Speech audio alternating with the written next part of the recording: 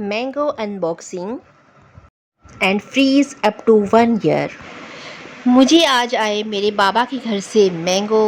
अल्लाह पाक उनको सेहत, तंदुरुस्ती और लंबी ज़िंदगी अता फ़रमाए, उनके कारोबार में बरकत दे। मैंने तमाम आमों को किस तरीके से महफूज किया और क्या क्या बनाया है, सब ट्रिक्स आपके साथ शेयर करूंगी। तो चलिए पहले अनबॉक्सिंग कर लेते हैं मैंगो की। Welcome to Ruby's kitchen. अस्सलाम वालेकुम व्यूअर्स, मैं अनबॉक्सिंग करने जा रही हूँ मैंगो की। ये मुझे 2 पेटियाँ आमों की आई हैं। तो बाबा ने बताया था एक इसमें से अनवर लटोर है, तो दूसरा जो मौसमी चौंसा है वो। तो चलिए इनको खोल लेती हूँ। इनको खोलना भी एक ज़रा मुश्किल सा काम है कि कील हाथ में ना लग जाए। खैर मैं भी इनको खोल के ही रहूँगी।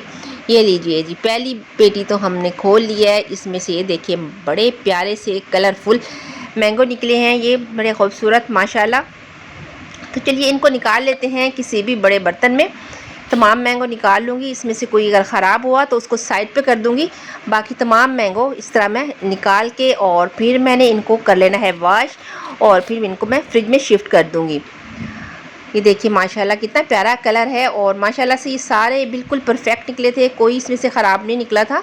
बाज़ दफ़ा होता है ना मौसम बरसात की वजह से कोई दाग, कोई थोड़ा बहुत ख़राब निकल आता है। नहीं माशाल्लाह अल्हम्दुलिल्लाह बहुत ज़बरदस्त मज़े के आम थे। थैंक यू बाबा जान।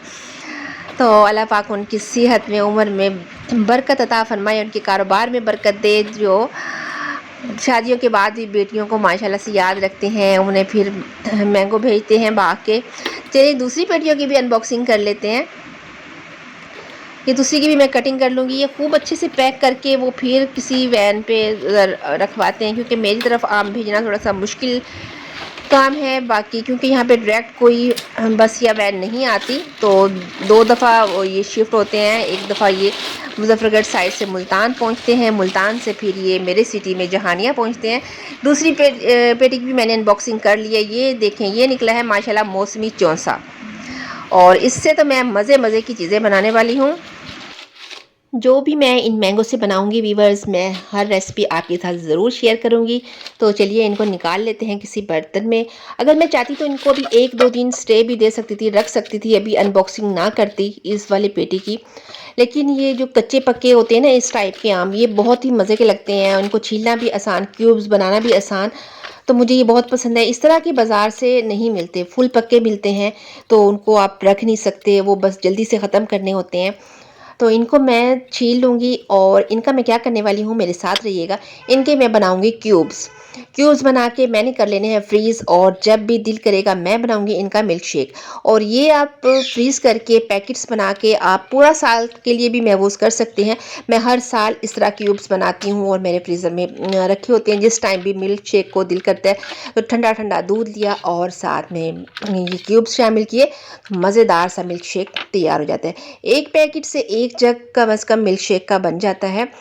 तो इनको बस हवा नहीं लगनी चाहिए। चाहे तो आप इस तरह के, जैसे मैंने ये ज़िप वाले बैग लेके इनमें मैंने महफूज किया है, इस तरह आप कर सकते हैं। या फिर जैसे घर में कंटेनर्स होते हैं, बॉक्स होते हैं एयर टाइट, बस इनमें हवा नहीं जानी चाहिए, तो फिर ये पूरा साल भी ख़राब नहीं होते।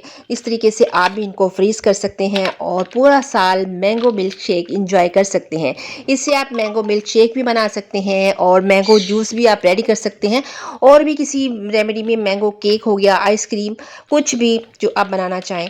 तो चलिए मैं इनको फ्रीज़ कर देती हूँ। इस टाइम बजे हैं रात के 10, तो मैंने सोचा ये काम अभी कर लिया जाए, क्योंकि दिन में फिर ऐसे कामों का टाइम नहीं मिलता।